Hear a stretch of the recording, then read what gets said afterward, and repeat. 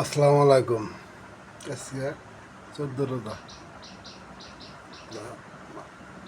মুসলমান থেকে 14 রোজা চলে গেল। আমি কিছু কথা বলতে চাই। বাংলাদেশের স্বাধীনতার বিরোধী শক্তি যারা কীভাবে কথাবার্তা শুনছেন না, বিভিন্ন চ্যানেলে দেখাইছে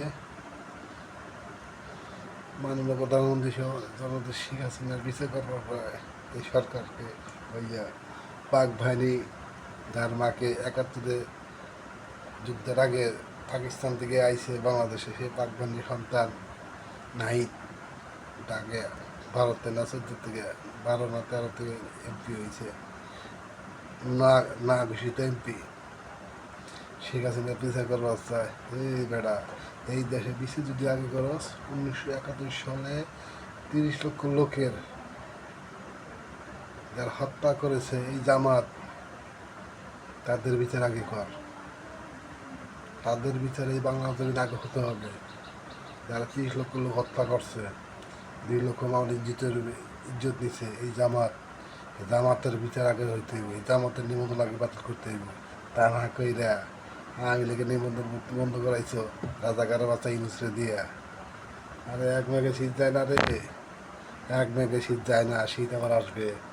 তোদের চামড়া দিয়ে তোদের হাড্ডি দিয়ে ঢোল বাজাবো। এটা বাংলাদেশ আওয়ামী লীগের নেতাকর্মীর কথা। তোদের চামড়া দিয়া ঢোল বানাবো, ওই ঢোলের তোকে এই হাড্ডি দিয়ে ঢোল বাজাবো। মাইন্ডেড কথা মনে রাখি, সেটা বঙ্গবন্ধু আদর্শ সৈনিকের কথা। বুঝছস? কোলাঙ্গারের বাচ্চারা, পাকিস্তানের রাজাকারের বাচ্চারা, তারা বাংলাদেশকে ধ্বংস করে দিয়ে 18 মাসে পুলিশ হত্যা কইরা, এই দেশে জনগণরা হত্যা কইরা বড় বাহাদুরি দেখাইতেছে রাজাকারের বাচ্চা। হ্যাঁ, এই বৈষম্য কোলাঙ্গারের বাচ্চারা, রাজাকারের বাচ্চারা, কোলাঙ্গারের বাচ্চারা শত শত পুলিশ হত্যা করছো, শত শত আওয়ামী লীগ নেতাকে হত্যা করছো। কথা মনে রাখি কইছি না, তোদের চামড়া দিয়া এই দেশের মানুষ ঢোল বাজাইব আর তোদের হাঁটি দিয়ে ঢোল বাজাইব। কথা মনে রাখিস, এটা বঙ্গবন্ধু সৈনিকদের কথা, আওয়ামী লীগের নেতাকর্মীর কথা, আওয়ামী লীগ যুবলীগ ছাত্রলীগ সকাল কথা। তোদের চামড়া দিয়া ঢোল বানাইব, ওই ঢোল বাজাইব তোর হাঁটি দিয়া। কথা মনে রাখিস। জয় বাংলা, জয় বঙ্গবন্ধু।